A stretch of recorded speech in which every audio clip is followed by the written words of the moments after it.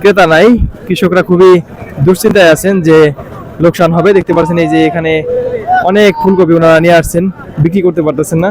ভাই ফুলকপি তো অনেক নিয়ে আসছেন, বিক্রি হচ্ছে কেমন? কি করলাম খেতের দাম চালানো তো না সাইটটা 40 টাকা, দাম তো কম অনেক না? অনেক কম। চারটা ফুলকপি বিশাল সাইজের 40 টাকা দিয়ে কিনেন উনি। আসসালামু আলাইকুম দর্শক, আমি এই মুহূর্তে আছি মানিকগঞ্জ জেলার শিবালয় উপজেলার বরঙ্গাল সবজি হাটা। দেখতে পাচ্ছেন এখানে প্রচুর পরিমাণে কিন্তু ফুলকপি চলে আসছে, এখানে বিক্রি হচ্ছে ফুলকপি। কত করে বেচতেছেন ফুলকপি কাকা? কত করে বিক্রি করতেছেন? 15 টাকা পিস। 15 টাকা পিস বড় বড় সাইজের ফুলকপি বিক্রি হচ্ছে। দেখতে পাচ্ছেন প্রচুর পরিমাণে ফুলকপি কিন্তু এখানে চলে আসছে, একদম মাঠ বোঝাই এই ফুলকপি ওনারা এখানে রেখে দিয়েছেন, বিক্রি হচ্ছে। ফুলকপি বিক্রি হচ্ছে না? কত করে যাচ্ছে? 20 টাকা পিস।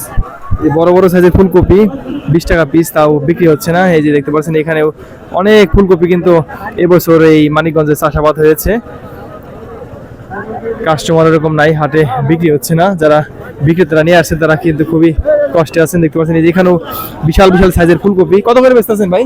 20 টাকা পিস। 20 টাকা পিস, 15-20 টাকা পিস না? 15-20 টাকা পিস এই ফুলকপি বিক্রি হচ্ছে। তারপরেও কিন্তু কাস্টমার এরকম নাই। এই দেখতে পাচ্ছেন একদম মাঠের অর্ধেকেরও বেশি জায়গা জুড়ে এরকম ফুলকপি, তারপরেও বিক্রি হচ্ছে না, ওনারা বিক্রি করতে পারতেছেন না। এই যে এই পাশেও বিক্রি হচ্ছে। পুরা মাঠ জোড়া কিন্তু এইভাবেই ওনারা ফুলকপি নিয়ে বসে আছেন।